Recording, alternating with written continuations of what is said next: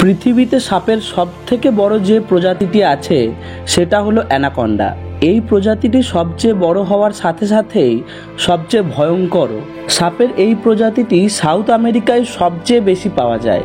এদের আকার এতটাই বড় হয় যে এরা ছাগল, মানুষ, এমনকি একটা গোটা গরুকেও গিলে নিতে পারে।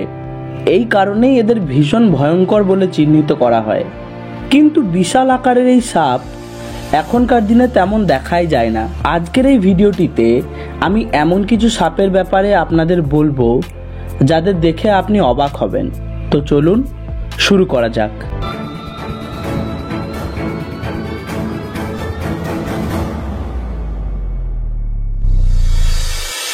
33 ফুটের এই অ্যানাকন্ডা পৃথিবীতে পাওয়া সবচেয়ে বড় অ্যানাকন্ডাগুলোর মধ্যে একটা। ব্রাজিলের একটা কনস্ট্রাকশন সাইটে একটা বড় বিল্ডিং ভাঙা হচ্ছিল, তখন এই সাপটি বেরিয়ে আসে। সেটা দেখে ভয় পেয়ে সেখানকার শ্রমিকরা পালিয়ে যায়। কিন্তু একজন ইঞ্জিনিয়ার বুদ্ধি করে 30 ফুট একটা উঁচু ক্রেনে সাপটির লেজ বেঁধে ঝুলিয়ে দেয়, কিন্তু তখনও সাপটির মাথা মাটিতে ঠেকছিল। সাপটির এই ভিডিও সেই সময় প্রচুর ভাইরাল হয়েছিল। সেটা ছিল 33 ফুট লম্বা আর তার ওজন ছিল 400 কেজি। প্রথমে কনস্ট্রাকশন সাইটে বিল্ডিংয়ের নিচে চাপা পড়া আর পরে ক্রেন দিয়ে ঝোলানোর ফলে সাপটি কিছুক্ষণের মধ্যেই মারা যায়।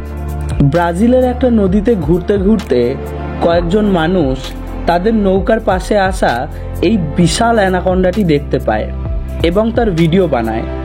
আর নৌকায় থাকা মানুষগুলো সেটাকে ধরতে চেষ্টা করে বেশ কয়েকবার। সেই সময় অসংখ্য খবরের চ্যানেল এই ভিডিওটি দেখিয়েছিল। ভিডিওটি সামনে আসায় জঙ্গলের প্রাণীকে বিরক্ত করার জন্য এই 3 জন মানুষের $600 জরিমানা আর 16 মাসের জেল হয়।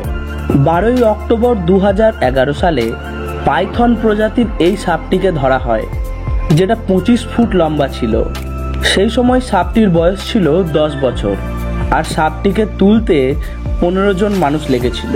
সাপটিকে ধরার পর ফুল মুন প্রোডাকশন নামক সংস্থা সাপটির দেখাশোনার দায়িত্ব নেয় এবং এর নাম দেওয়া হয় মেডিউসা। এখনো পর্যন্ত এটাই ছিল পাইথন প্রজাতির সবচেয়ে বড় সাপ। কিন্তু 2016-তে মালয়েশিয়ার একটা কনস্ট্রাকশন সাইটে 26.2 ফুট লম্বা এই পাইথনটিকে উদ্ধার করা হয়। কিন্তু সাপটিকে ধরার 3 দিন পরেই ডিম দিতে গিয়ে সাপটি মারা যায়। এই সাপটির নাম গিনিস বুক অফ ওয়ার্ল্ড রেকর্ডে আছে। আর এটাও জানা যায় এই প্রজাতির একটা সাপ একসাথে 75টা ডিম দিতে পারে। 1959 সালে রেমি ভ্যান লিয়ার্ড নামক একজন এয়ারফোর্স অফিসার আর কয়েকজন আর্মি স্টাফ হেলিকপ্টারে কঙ্গো রিজনের উপর দিয়ে যাচ্ছিল। সেই সময় একটা ফিল্ডের উপর তারা বিশাল একটা সাপ দেখতে পায়। বড় মানে 10 বা 20 ফুট না, সাপটি ছিল 50 ফুটেরও বেশি লম্বা। প্রি হিস্টোরিক টাইটানোবোয়াও ছিল 43 থেকে 49 ফুট লম্বা, কিন্তু এই সাপটি আকারে তার চেয়েও বড় ছিল।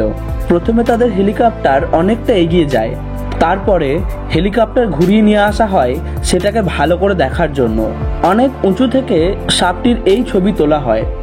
সাপটিকে আরো কাছ থেকে দেখার জন্য যখন হেলিকপ্টার আরো নিচে নিয়ে আসা হয় সেই সময় সাপটি তার মাথা তুলতে থাকে। তাদের মতে সাপটি 10 ফুট পর্যন্ত মাথা তুলেছিল, ফলে তারা বুঝতে পেরেছিল সাপটি এবার হামলা করবে। তাই তারা ভয়ে সেখান থেকে চলে যায়। তারা ফিরে যখন সেই সাপটির ব্যাপারে সবাইকে জানায় তখন কেউ বিশ্বাস করেনি।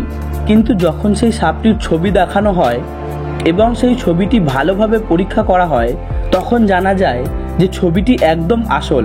এরপরে সাপটিকে খোঁজার জন্য বহু অভিযান চালানো হয়, কিন্তু আর সেটাকে দেখা যায়নি।